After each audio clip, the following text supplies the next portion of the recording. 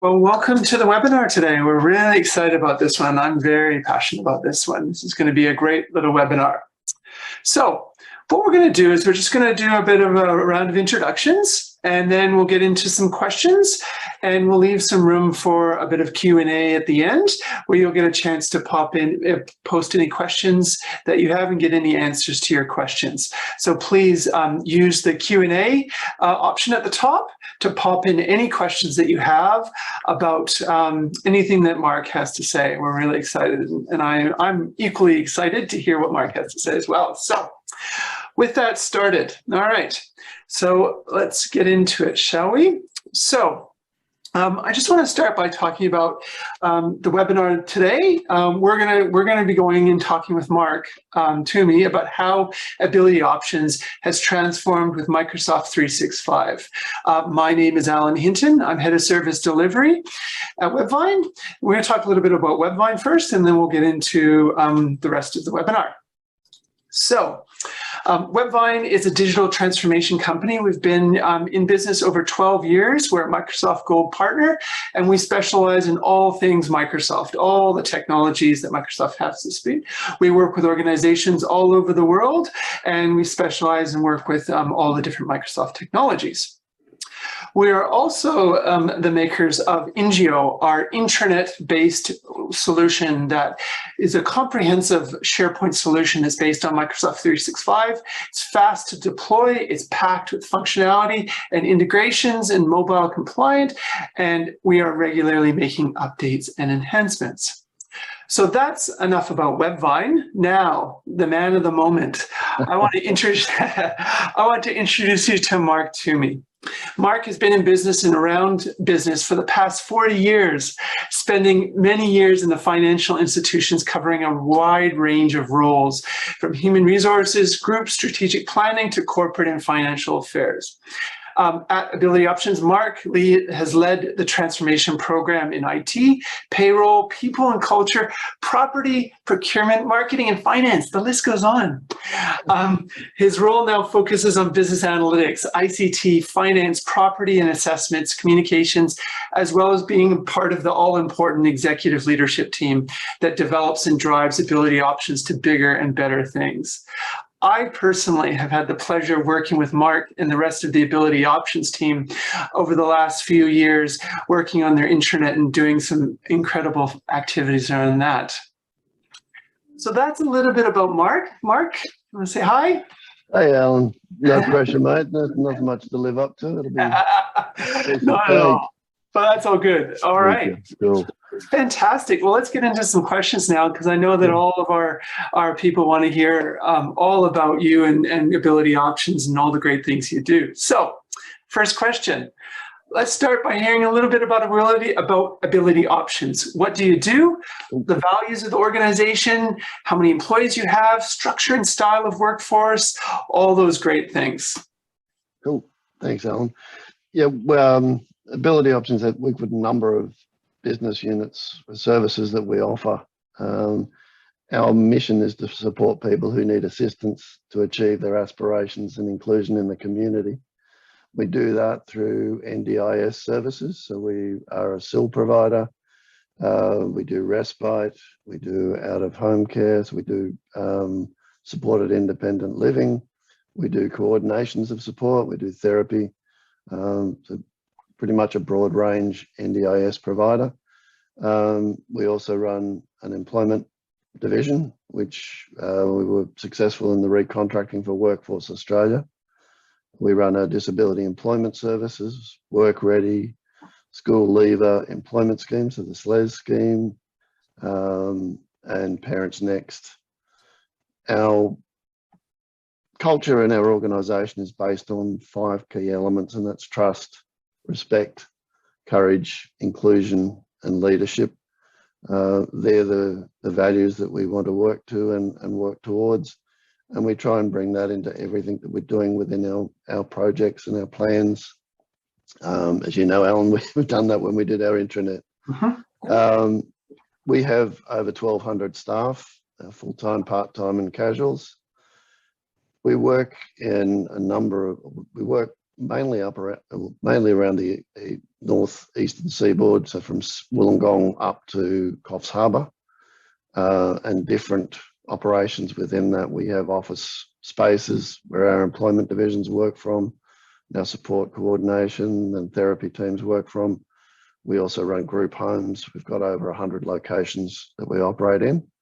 And there are different structures and styles for people to work in. And then we have our corporate environment, which has changed a little bit for some particular reason over the past few years. Who knew?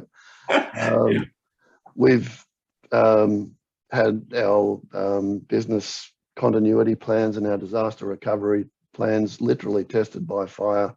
We've been through the bushfires hit us in our mid-north coast areas in the 2019, and then a thing called COVID rolled along, and then we had some floods, and then we had some mice plagues and a few other bits and pieces. So it's been a bit of a journey to get that together.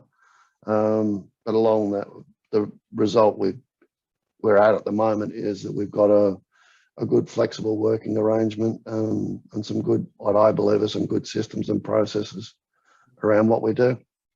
Excellent. Yeah, no, you've been tested by every kind of plague known to man, so to speak. So yeah, I appreciate that. That's a very tricky operational, and IT world is always changing in that front. So fair enough. Thanks, Mark.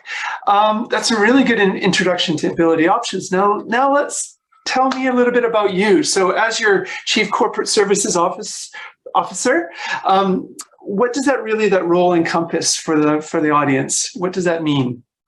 I have responsibility for the finance team, so that's our statutory reporting and compliance part of the financial area. Also our IT, so that's more around the structure and the hardware, software to a certain extent. We do have a model where our system owners and system administrators are the business.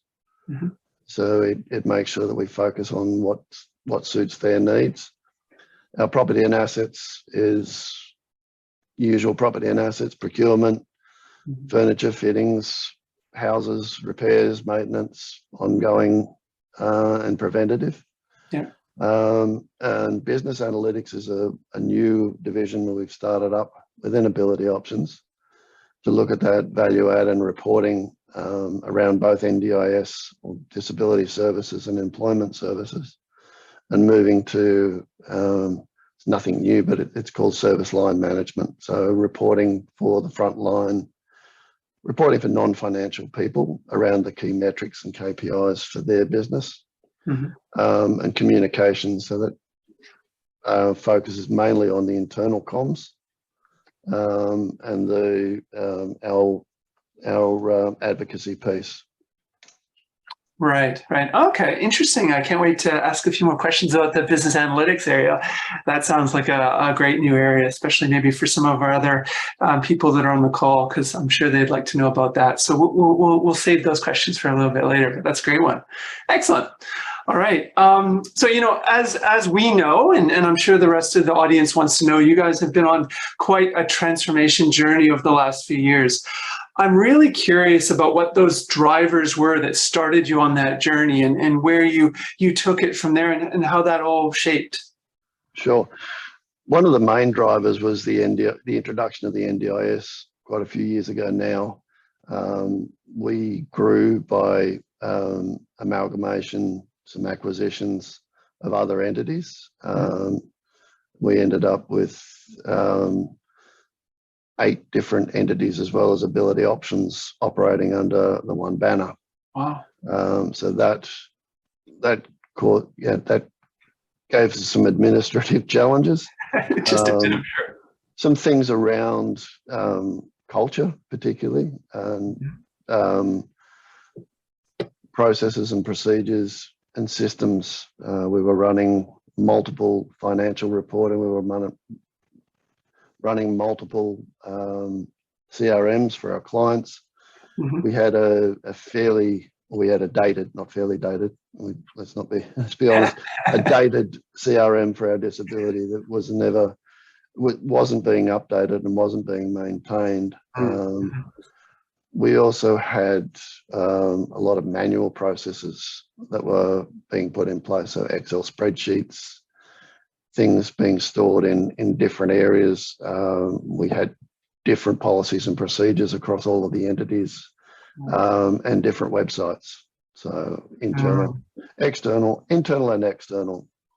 Both. Wow. Yeah. So that caused us some heartache and a lot of inefficiencies around what we were doing. So we're duplicating a lot of things. Right. So your digital transformation was kind of wrapped around the need to amalgamate and streamline the business, so it wasn't operating as multiple entities. It was more operating as one, that kind of thing. Yeah. What we sat down 3.5 years ago now, in a good journey, and got all of the key stakeholders, so services and supports, so our corporate supports and our services and our frontline people together, and did a workshop, basically a brain dump, which was what it was, around what are the key issues and the key causes of concern in their parts of the business. And then what we looked at was what are the priority areas that they needed to fix. And that set the platform for our IT upgrades and developments. Excellent. And so does that, how close are you, is that pretty much wrapped up now, or is still? No. Oh, I didn't think so. I didn't think so. Every time it's a bit like an onion. Every time you peel a layer, there's another one comes through it. Yeah. We started the process with the key driver was our CRM for our disability services. Yes.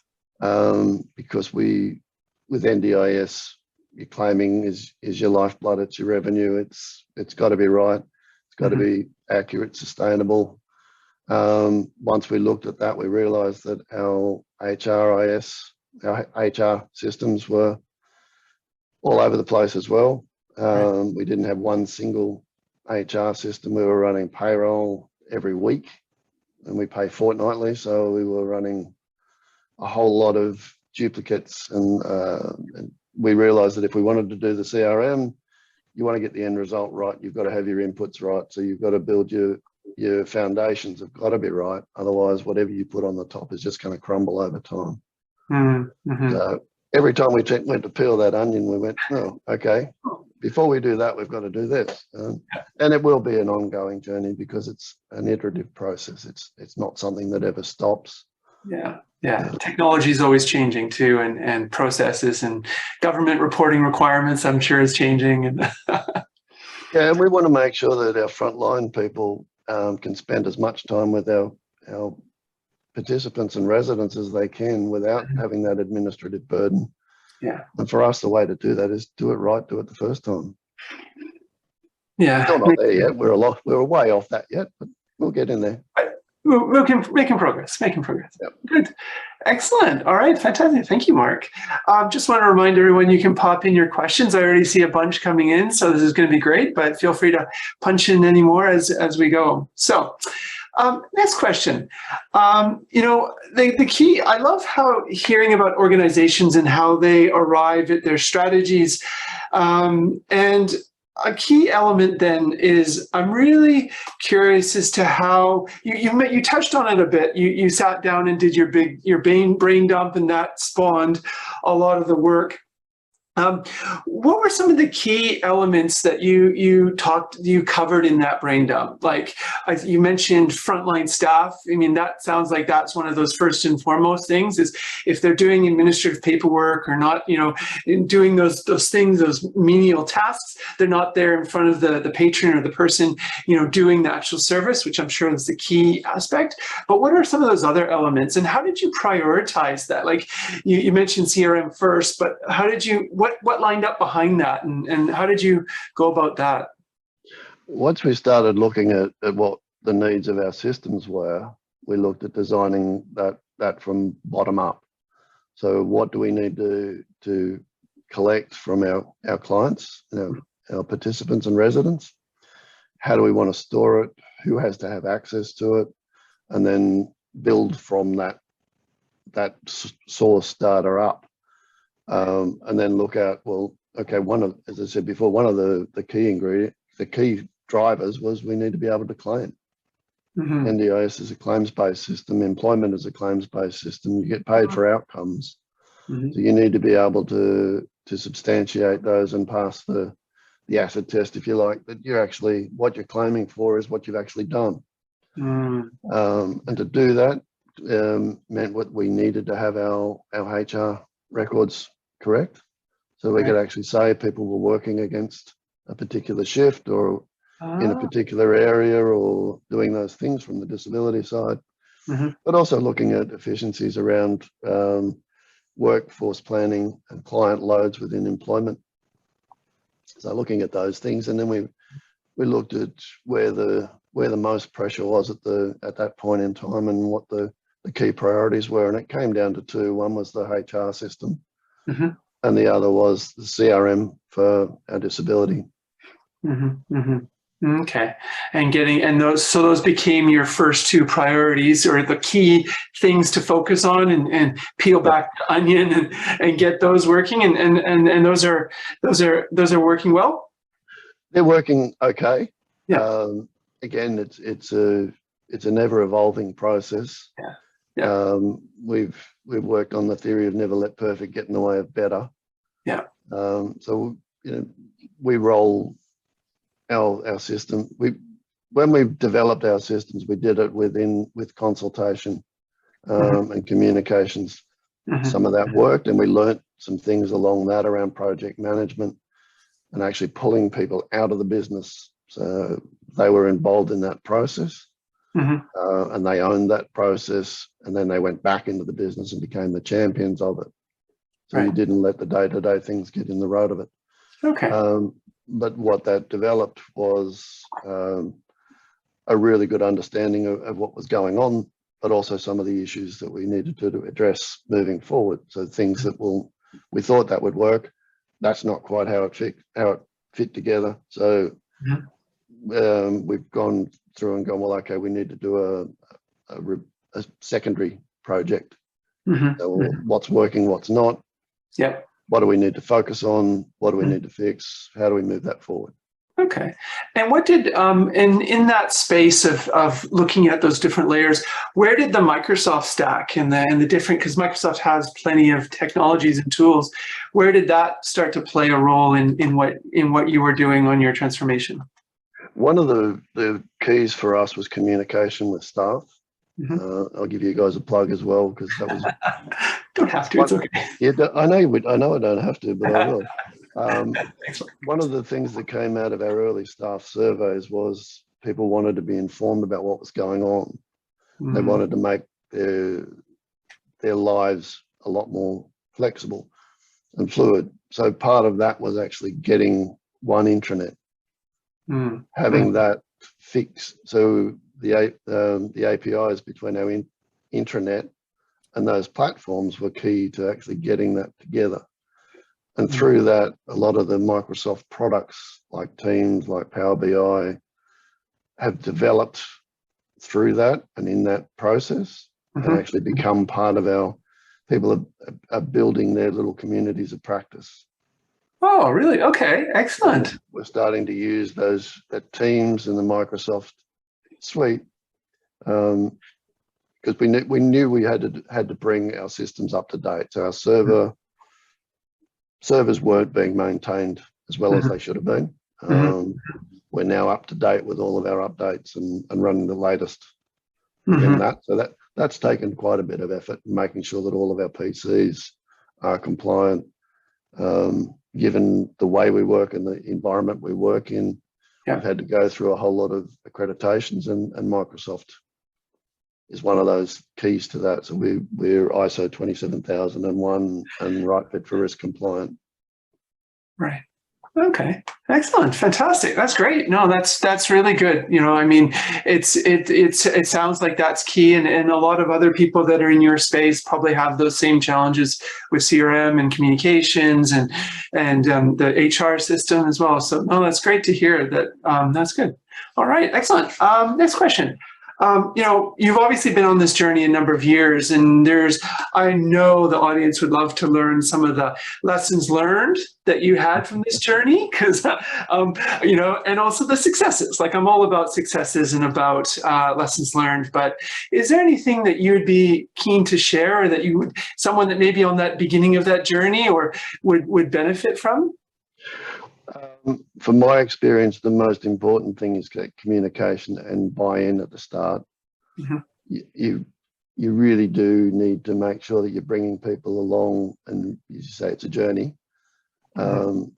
The biggest thing that worked for us is people understanding that this is really important to them, but this is mission critical. Mm-hmm. So if you let people know that, then they know why you did A instead of B. Right. But that you will get to B, yeah, but it won't be in the first run. Mm-hmm. So that gave us a lot of a buy-in from the people within our working groups and our system administration things, and developing those products. Mm-hmm. That people could see that there was a reason for doing what we did, and doing it in the order that we did it. Okay. Yep. Some of the things that we've learned from this has been making sure that people are trained properly in the new systems. Sometimes you think, well, okay, I've done that. That's cool. Everyone should know how to do that because it's pretty simple. And you forget that you've been living this thing for 12, 18 months. Mm-hmm. And that it's not as simple as you might think it is. It's actually sometimes more complicated, and people are resistant to change. So you need to make sure that you're communicating the reasons for change, mm-hmm. but also training people on these new systems, and explaining to them the benefits. What we did find was some people went back to their old ways. Mm-hmm. Yeah, right, of course. And went back to some spreadsheets and those sorts of things. And it was then that, well, why are you doing this? Or, well, that doesn't work. Why didn't you bring that up? Well, because I thought that was all over. And it again, go back to the onion. You keep peeling, you get to the core of the problem. Yeah. And that was that they didn't understand how the new system would work for them. Mm-hmm. And then they needed to bring that into, we needed to look at that and say, well, okay, that doesn't work for you. We need to do it this way. Yeah. And I think another thing that you mentioned earlier about going back to the basics, as far as what was that key thing, what were those key outcomes, and shaping it based on that, not starting from top down, but bottom up. I think that that's a great lesson that I see a lot of times, is that approach. It's much better to start. It's harder to start from bottom up, I think, but yeah, no, I think that's a good approach as well. And sometimes a lot of people think from top down when it's better to go bottom up. It took us a bit longer, but it was well worth it in the end. Yeah. No, that's great. Excellent. How did you measure success? Like, did you have any ways that you went about showing that, what you've been doing has been successful, and how did that look? Yep. Well, usage of the sites for one, our drive through the intranet and into our various platforms. Our ability to claim and to claim correctly, so our error rates within our NDIS claiming, error rates, success rates within employment, so our revenue streams, mm-hmm. and particularly our error rates, and making sure that all of the pieces were in a line, so that we didn't have that error rate and that accrual rate. So it gave us a good boost to our bottom line.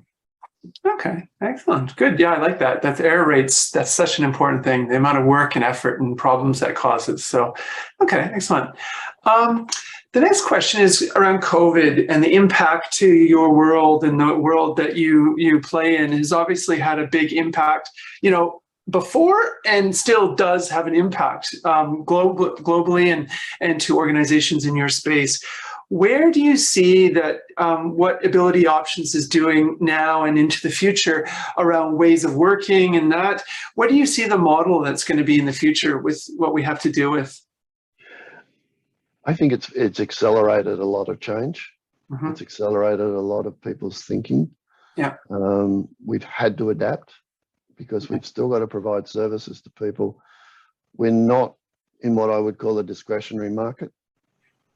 People are not, it's not whether you buy a red car or a blue car.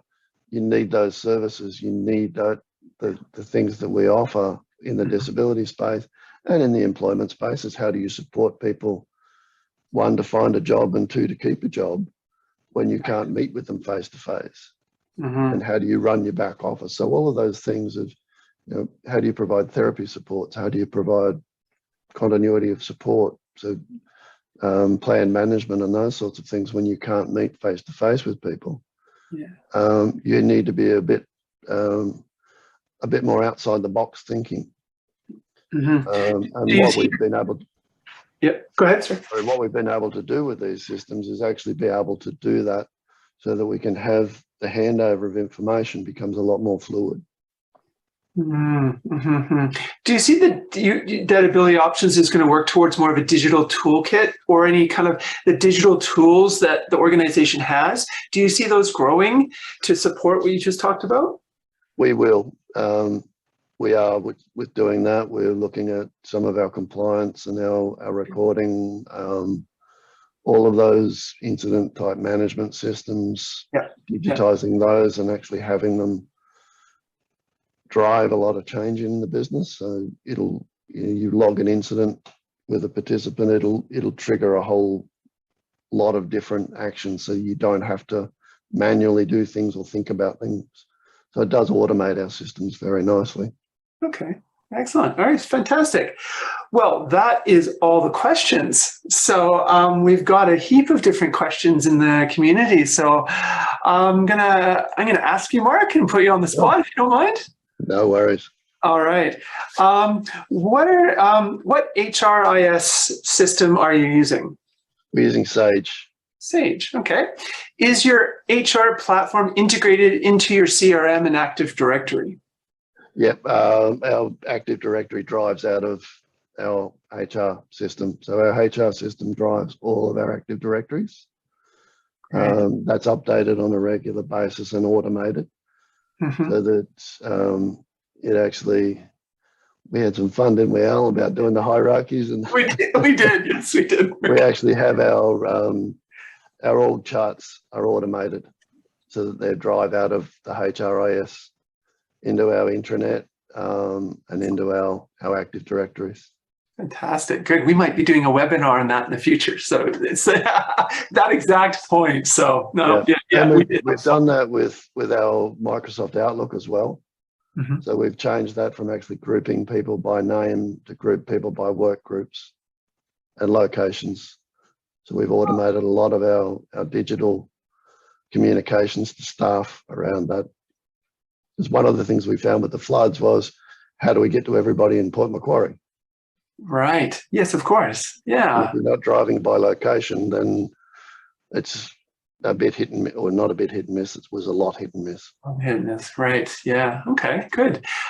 Is your HR system integrated with payroll? Yes. Figured that was it. We were headed down that path. We use Microsoft Pay. We went with Sage all the way. And that is that's a learning for me over the years. You might not have the best, they may not have the best suite of products. There might be different providers that may be better here, but if they don't talk to each other, you're wasting your time. Yeah, the cost and effort and the frustration of, that's good. So we've linked our HR system with our payroll system, with our finance system, which is Microsoft Navision, and our analytics platforms. So they all feed through. That's all automated. It's good. And the CRM system that you use? Is Lumery. Lumery. Okay, excellent. And last question, how hard was it to implement change in your HR department from a personnel perspective? Really good question. Not hard at all, because it was a nightmare beforehand. All right, of course. So when you're starting from a really low base and a lot of manual processes and a lot of paper, it was quite easy for the guys to go, you know what, this is great. And they were championing it, as we had a We had 7 different entities to amalgamate into one HR system and then into one payroll, because we were operating multiple payroll systems. Mm. And to bring that across, once the guy, wasn't all smooth sailing. It wasn't all peaches and cream, but at the end, it was, people could see, well, okay, I don't have to do payroll every week. I don't have to check between different things. It's a lot of positives out of that one. Fantastic. Well, Mark, I want to thank you on behalf of myself, Webvine, and all the audience members. It's been an absolute pleasure having this little half an hour. I know we could talk for another couple hours, Mark, on all this, but that's okay. I've really enjoyed the time, and I want to thank you very much for giving you our time and you giving us your time, and really appreciate it, Mark. Thank you so much. No problems, Alan. My pleasure. All right. Thank you, everyone, to attending. We really appreciate it, and look forward to hearing from you soon.